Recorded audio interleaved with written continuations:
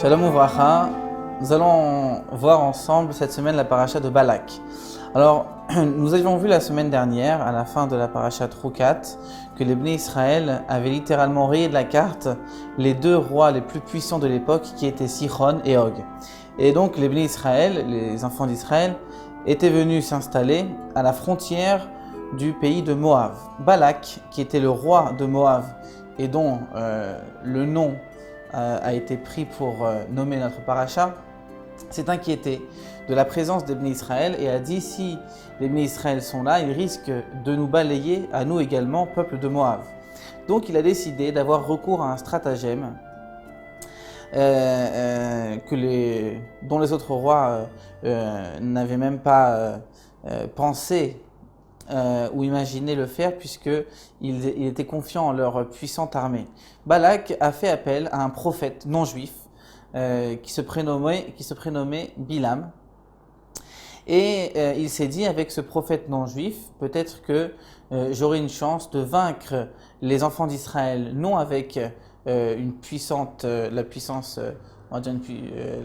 l'armée, mais avec la puissance spirituelle, puisque Bilam va essayer de me les maudire. Donc il a envoyé une première fois des personnes importantes pour aller demander à Bilam, le prophète, de venir le rejoindre pour pouvoir maudire les enfants d'Israël. Et là, Bilam les a reçus et leur a dit: je suis désolé, je n'ai pas le libre arbitre dans mes bénédictions ou dans mes malédictions. Je ne peux uniquement prononcer ce que Dieu m'ordonne de prononcer. Alors les envoyés sont retournés chez Balak, et là Balak ne s'est pas avoué vaincu et a envoyé une seconde fois des princes, des gens importants pour demander à Bilam de venir le rejoindre afin de maudire le peuple d'Israël. Et là, Bilam a fait un rêve la nuit et Dieu lui est apparu en lui disant: tu vas aller avec les envoyés que Balak a fait venir, mais attention, je t'interdis de dire une seule parole que je ne t'aurais pas ordonné de prononcer. Et donc Bilam se lève le matin et, empressé à l'idée que peut-être Dieu va lui permettre de maudire les Bnei Israël, attache son ânesse et part en voyage avec les envoyés du roi Balak. Et là, au milieu du chemin, il y a un ange qui se présente devant Bilam et son ânesse. Bilam ne voit pas l'ange, alors que l'ânesse le voit et s'écarte du chemin emprunté par Bilam. Bilam la remet dans le droit chemin une première fois en l'abattant, puis le même scénario se reproduit une seconde fois. Bilam la remet une seconde fois dans le chemin, toujours en l'abattant, et le scénario se reproduit une troisième fois, et là, le chemin, malheureusement pour Bilam, est très étroit, et en s'écartant du chemin, l'ânesse broie le pied de Bilam contre le mur qui se trouvait là, sur le bord du chemin, qui bordait le chemin.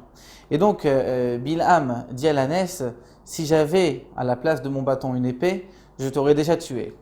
Et là, Hachem fit un miracle extraordinaire, et il donna la possibilité à l'ânesse de parler.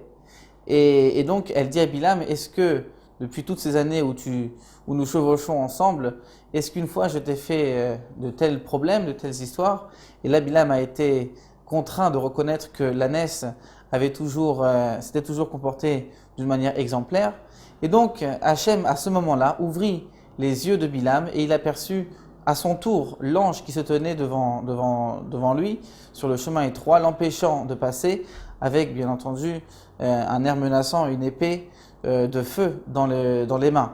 Alors Bilam descendit immédiatement de l'ânesse, se prosterna devant l'ange et l'ange lui rappela ce que Dieu lui avait dit dans la nuit. Il lui a dit: sache que tu vas aller avec les envoyés de Balak, mais à une seule condition, c'est que il y a uniquement ce que Dieu te demandera de dire que tu pourras dire. Si Dieu ne t'a pas demandé ne t'a pas ordonné de maudire, il te sera interdit de profaner quoi que ce soit, de prononcer quoi que ce soit qui ne te soit pas dicté directement par Dieu. Et là, Bilam arrive donc chez Balak, et Balak l'amène sur une petite montagne d'où il pouvait voir les Bnei Israël. Il construit plusieurs autels où ils font dessus des sacrifices. Et là, Bilam s'apprête à maudire les enfants d'Israël et un flot de bénédictions sortent de sa bouche. Parmi elles, il dit que les bénis Israël sont perceptibles à la cime des rochers et des montagnes. Et bien entendu, les montagnes et les rochers, ce sont nos patriarches qui sont pour les bénis Israël leur mérite, qui les protègent.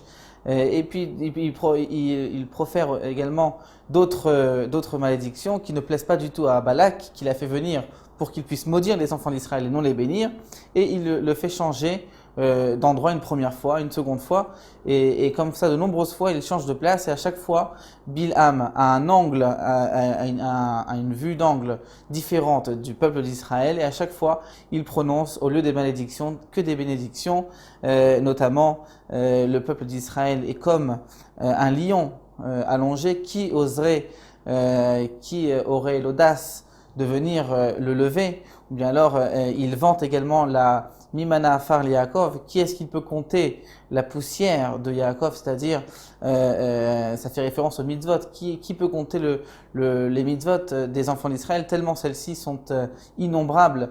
Et la bénédiction la plus connue, Matovu, en voyant la manière dont les tentes des enfants d'Israël étaient disposées, de telle sorte à ce que aucune famille ne puisse apercevoir ce qui se passe chez son voisin. Il prononça Matovu Alecha, que tes tentes Yaakov Matovu Alecha Yaakov, que tes tentes Yaakov sont belles et que tes résidences sont extraordinaires, Israël. Et donc Balak, ne pouvant plus supporter les bénédictions comme ça abondantes que Bilam prononçait sur les bénis Israël, s'en sépara et donc lui demanda de retourner de là où il venait. La paracha, ensuite, après cet épisode, nous raconte que les bénis Israël se sont installés à Shittim. Et à Shittim, il y avait là-bas un peuple qui s'appelait Midian, qui était installé. Et le peuple de Midian, à lui, pour combattre les peuples d'Israël, choisit une toute autre stratégie. Il n'a pas choisi la stratégie de la guerre, puisqu'il savait que c'était peine perdue d'avance. Il n'a non plus pas choisi le prophète pour qu'ils puissent maudire les bénis Israël, puisqu'ils se sont aperçus que cela ne fonctionnait pas. Ils ont choisi de faire fauter les bénis Israël en se disant, si les bénis Israël fautent, leur Dieu se détournera d'eux et ils seront vulnérables. Donc ils ont commencé par courtiser les jeunes gens, les Midianites, ce qu'on appelle les filles de Midian, ont commencé par courtiser les jeunes gens d'Israël. Et malheureusement, ces jeunes gens sont tombés dans le piège et ils ont eu des relations interdites avec donc des non-juifs.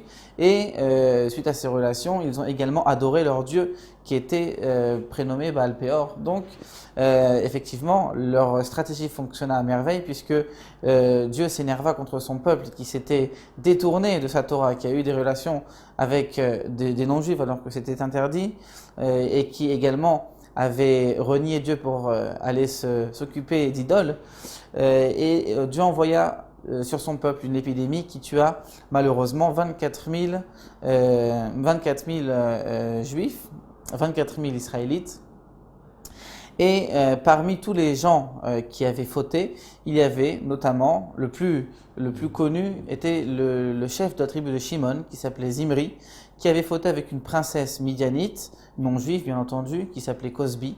Et donc l'ensemble du peuple, suite à la faute de Zimri et de Cosbi, se sont sentis un petit peu l'autorisation d'aller eux-mêmes fauter avec les filles de Midian.